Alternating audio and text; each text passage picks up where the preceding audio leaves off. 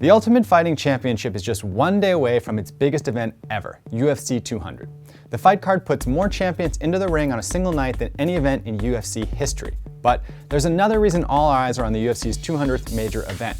Widespread report that the promotion's parent company, Zuffa, is on the verge of being sold for as much as $4 billion, capping one of the greatest turnarounds in business history. Now, when Zuffa acquired the UFC back in 2001, it cost just $2 million. The company was banned from television in 36 states and nearly bankrupt, so how did it end up being worth billions? Some of its success is driven by simple sports promotion, but there's another aspect here, technology. The UFC has evolved from an ordinary sports promoter into one of the most forward-thinking digital media companies in the television market.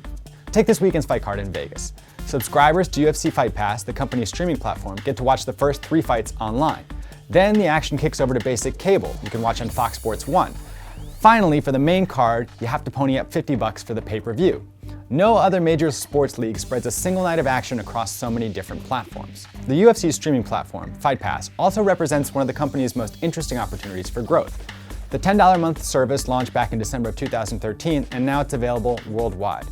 As an added lure for fight fans, the UFC acquired and uploaded a massive library of archival content, basically the entire history of modern MMA from 1990 to the present. In much the same way Netflix packed its library with older movies and TV series. The UFC site also serves as an aggregator for streaming MMA leagues that aren't big enough to build their own platforms. Like Netflix or Amazon Prime, the UFC can afford to push programming with a small but dedicated audience. Along with small MMA shows, it's even branched out into doing kickboxing and grappling matches. It's the definition of narrowcasting.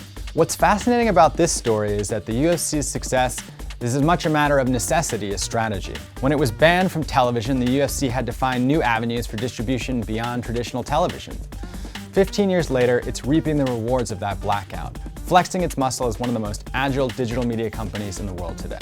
That's great. Yeah. Teleprompters, who needs them? Well, let's get the next section, because what's nice is I have like a clean take of you reading through everything. Sure. And then I'll have like a good like. Sure. All right, so let's get to this next part.